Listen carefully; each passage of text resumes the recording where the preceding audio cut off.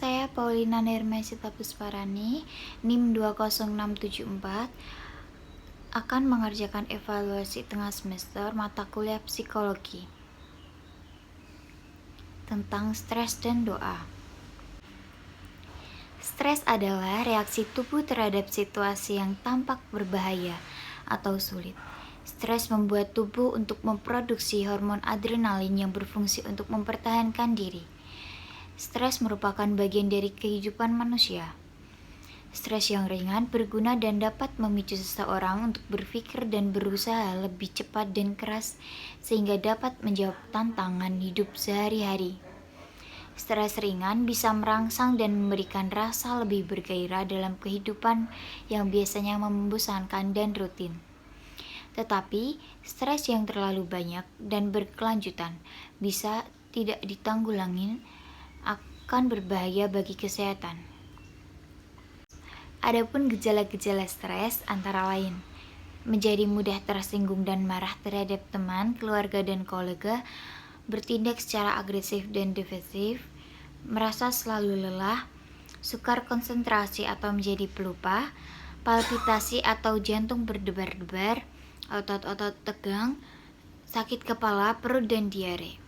Sehingga akan menyebabkan komplikasi stres antara lain tekanan darah tinggi dan serangan jantung, sakit mental, gangguan makan seperti hilang nafsu makan atau terlalu banyak makan, tidak bisa tidur, migrain, sakit MAS, serangan asma yang tambah berat, dan ruam kulit.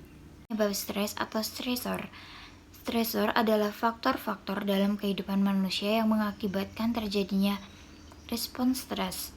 Stresor dapat berasal dari berbagai sumber, baik dari kondisi fisik, psikologis maupun sosial, dan juga muncul pada situasi kerja di rumah, dalam kehidupan sosial dan lingkungan luar lainnya.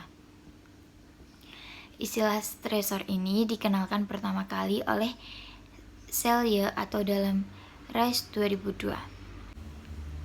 Doa adalah permohonan atau harapan, permintaan, dan pujian kepada Tuhan menurut KBBI 2008. Sedangkan berdoa berarti mengucapkan atau memanjatkan doa kepada Tuhan. Dalam konteks Kristiani, Alkitab juga memiliki banyak pengertian tentang doa, yaitu untuk selalu mengucap syukur dalam segala hal. Tesalonika bab 5 ayat 18. Bahwa ia mengabulkan doa kita jikalau kita meminta sesuatu kepadanya. Yohanes bab 5 ayat 14. Mintalah maka akan diberikan kepadamu, carilah maka akan mendapat, ketoklah maka pintu akan dibukakan bagimu. Matius bab 7 ayat 7. Serahkanlah khawatirmu pada Tuhan, maka ia akan memelihara engkau. Mazmur 55 ayat 22.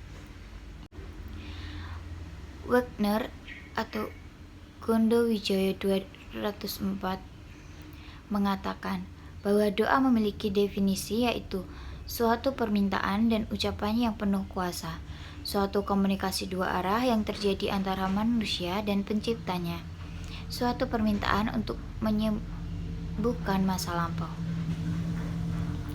Menurut Tahabari menyatakan tentang pengertian doa, yaitu suatu komunikasi timbal balik antara Tuhan dengan manusia, sehingga dengan memiliki hubungan yang baik dan efektif dalam melakukan doa, dapat dilakukan sendirian atau bisa juga dilakukan bersama-sama.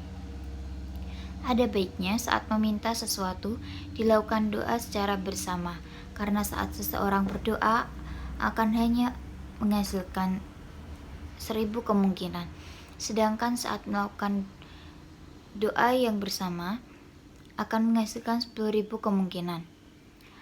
Menurut Hakim, hal tersebut sama seperti ayat dalam Matius bab 19 ayat 18.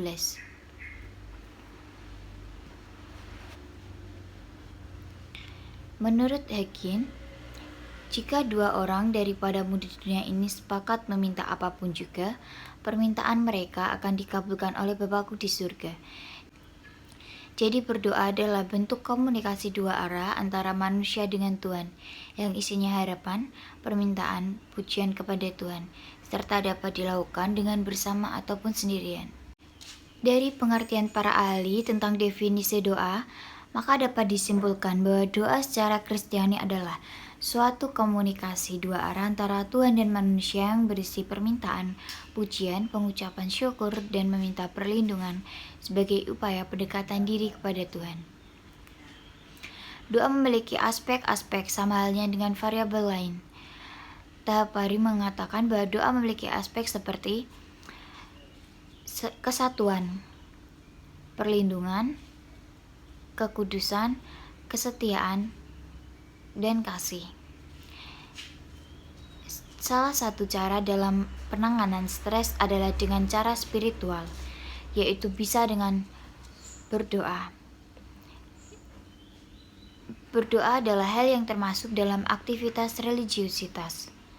Berdoa sangat penting kegunaannya, tidak hanya sebagai bentuk iman kepada Tuhan, tetapi juga sebagai cara mendapatkan mental yang sehat. Hal ini diungkapkan oleh Safaria 2009. Menurut sudut pandang Buddha, bahwa doa tidak perlu dilakukan karena Buddha Gautama menolak kebiasaan berdoa maupun sembahyang. Dalam kitabnya disebutkan bahwa engkau sendiri harus mengerjakan pekerjaan itu sebab sang Tathagata hanya sebagai petunjuk jalan. Adapun yang dianjurkan dari kitab itu adalah renungkanlah kualitas-kualitas mulia Tathagata dan dharmanya. Secara medis, doa juga sangat berguna sebagai obat penyembuh. Hal itu senada dengan penelitian yang dilakukan oleh Friedman 1996 dari Universitas Georgetown, Amerika Serikat dalam pertemuan tahunan The American Psychiatric Association mengatakan bahwa mungkin suatu saat kita para dokter akan menuliskan doa dan zikir pada kertas resep selain resep obat pada pasien.